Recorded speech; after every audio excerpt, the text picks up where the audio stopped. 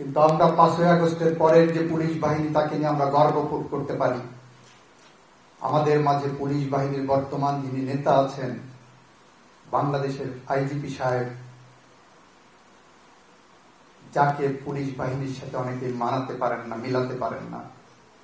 তার সততা, তার ভদ্রতা, তার নিষ্ঠা, তার একাগ্রতা, তার জ্ঞান গরিমার কাছে 5ই আগস্টের পরে আমরা গর্বের সাথে বলতে পারি, 5ই আগস্টের আগে 60 লক্ষের উপরে যে সমস্ত গায়েবী মামলা হয়েছিল, 60 লক্ষের উপরে মানুষের বিরুদ্ধে যে সমস্ত মিথ্যা গায়েবী মামলা হয়েছিল, তার 99% মামলার বাদী ছিলেন এই পুলিশ বাহিনী।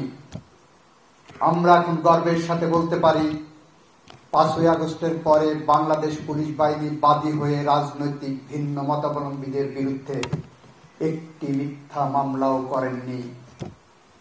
সুতরাং বিচার বিভাগের কাছে আমাদের নিবেদন, আপনারা সার্বভৌম ক্ষমতা প্রয়োগ করতে যে পুলিশের এই ধরনের পরিবর্তনকে আপনারা আমলে নিয়ে নতুন জুরিসপ্রুডেন্স রচনা করতে পারেন। 5ই আগস্টের পরে বাংলাদেশের মাটিতে একটিও গুমের ঘটনা ঘটেনি। 5ই আগস্টের পরে বাংলাদেশের মাটিতে মাত্র 10 থেকে 12 জন মানুষ বিনা বিচার বহির্ভূত হত্যাকাণ্ডের শিকার হয়েছে বলে একটি মানবাধিকার সংগঠনের রিপোর্টে এসেছে, যেটা কেউ সরকার অত্যন্ত জিরো টলারেন্স দিয়ে দেখছেন। আপনারা যারা বিচার বিভাগে আছেন, আপনারা যদি মনে করেন যে 5ই আগস্টের আগের পুলিশ বাহিনীর কন্ডাক্টকে বিবেচনায় নিয়ে 5ই আগস্টের পরে একই তত্ত্ব প্রয়োগ করে জামিন বা বিচার ব্যবস্থায় আদেশ বা নির্দেশ দেবেন, আমি বিনয়ের সাথে বলবো, এটাতে ন্যায় বিচার পরাভূত হবে। আমরা বিচার বিভাগের স্বাধীনতায় হস্তক্ষেপ করি না, করতে চাই না, করব না, এটা আমাদের অঙ্গীকার।